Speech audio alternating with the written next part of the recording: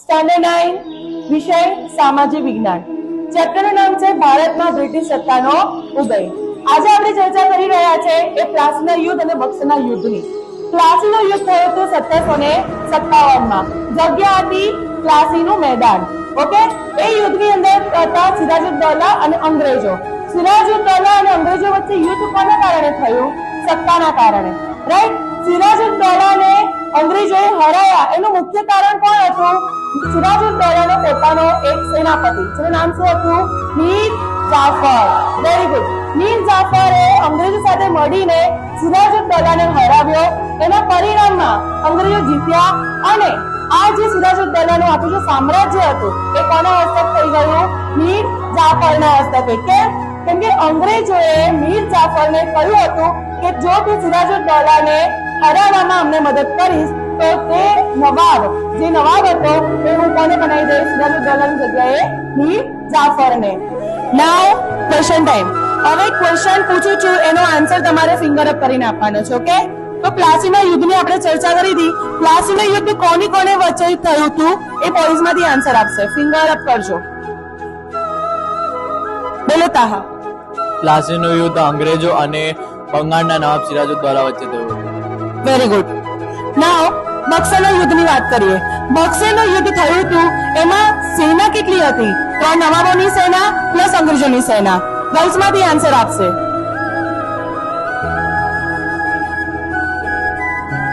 બોલો કાવ્યા. 3 નવાબ એમની 50,000 હતી અને અંગ્રેજોની 7,072. Very good. ઓકે, ચલો આપણે ધોરણ 5 ની અંદર તમે જીકે વિષય ભણ્યા હતા, બરાબર? તો અત્યારે જે તમે ધોરણ 6 માં હવે આવી ગયા છો, તો આપણે કયો વિષય ભણવાનો છે? સામાજિક વિજ્ઞાન. સામાજિક વિજ્ઞાન ની અંદર પહેલું ચેપ્ટર છે ઇતિહાસ જાણવાના સ્ત્રોતો. તો ઇતિહાસ એટલે શું?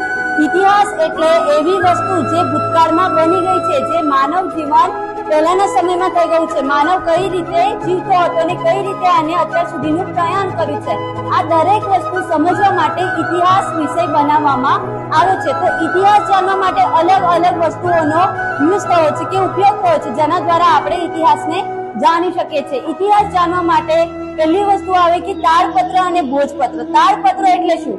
તાળપત્રો કે એવા જે પત્રો છે જે તાળ નામના વૃક્ષ ઉપર, એની જે તાળ નામનું વૃક્ષ છે એની છાલ છે, એની અંદરની છાલ છે, અંદરની જે છાલ છે એ છાલ ઉપર લખવામાં આવતા પત્રો કે લખાણ, જેને તાળપત્ર કહે છે. પછી ઓકે, ચલો, તો આજે આપણે જે જાણ્યું એમાંથી હું તમને થોડા પ્રશ્નો પૂછીશ અને આન્સર તમારે આપવાના.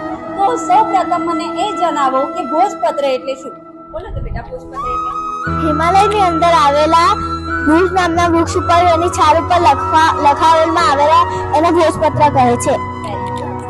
આગળ ધ્યાન છે કે તાળપત્ર. તાળપત્ર એટલે શું? બોલો દેવા. તાળપત્ર એટલે તાંબાના પર ચિત્રીને લખવામાં આવતું પત્ર, તેને તાળપત્ર કહે છે.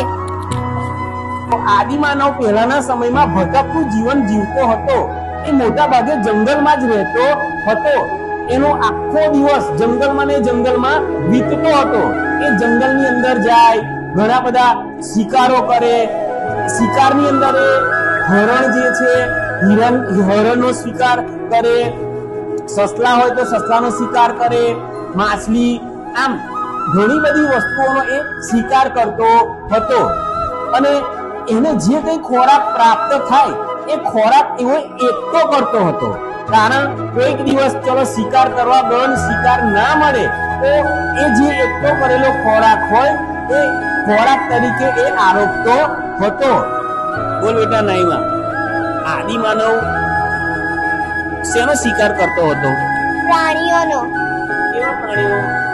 હરણ, સસલા, વાઘ વગેરે. સરસ, વેરી ગુડ.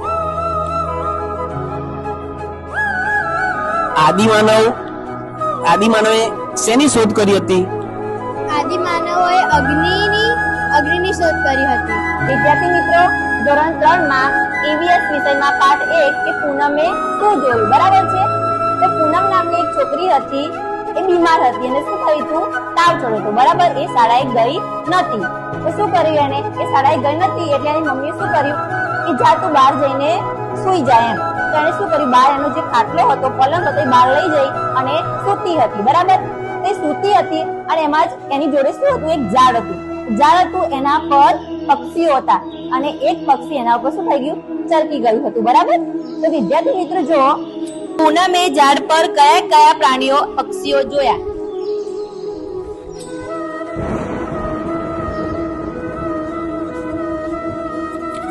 કાબર, કોયલ, ચકલી, કાગડો, ખિસકોલી, વાંદરો, બીજો પ્રશ્ન છે, તળાવમાં કયા કયા પ્રાણીઓ રહે છે? મગર, માછલી, ભરતી અને ઓટ આવે. ભરતી એટલે દરિયાનું પાણી કેવું હોય, જમીન તરફ નજીક આવે, અને ઓટ આવે એટલે જમીનથી કેવું જાય, દૂર જાય. કેવું જાય, દૂર જાય. હા, એ જયારે ભરતી અને ઓટ આવતી એ સમયનો ઉપયોગ કરીને આજે અહીંયા રહેવાસીઓ છે એ લોકો શું કરે કે દરિયાનું પાણી જયારે જમીન તરફ આવતું હોય ત્યારે એ શું બનાવે, ખાના. શું બનાવે? હા, અને એ દરિયાનું પાણી જયારે લહેર રૂપે અહીંયા ખાનામાં આવે, તમને ખબર છે જયારે ખાના બનાવેલા તેની અંદર શું થાય, દરિયાનું પાણી ભરાઈ જાય કે નહીં, ભરાઈ જાય ને? હા, તો એ ભરેલું પાણી પછી જેમ સૂર્યનો પ્રકાશ શું કરશે, હા, સૂર્યનો પ્રકાશ જેમ આ ભરેલા પાણી ઉપર પડશે, બરાબર, જે રીતે પેલા સુકેલા કપડા પર પડેલો તો પાણી ઉડી ગયેલું ને, હા, એ જ રીતે દરિયાના પાણીમાં જયારે સૂર્યપ્રકાશ પડશે તો શું થશે, અંદરનું પાણી જે છે, હા, અને જે ખારાશ હતી, જે ખારું લાગતું હતું એ શું થશે, ત્યાં રહી જશે ને. હા, અને ખારું રહી જશે એ શું બનશે, અહીંયા શું બનશે, અને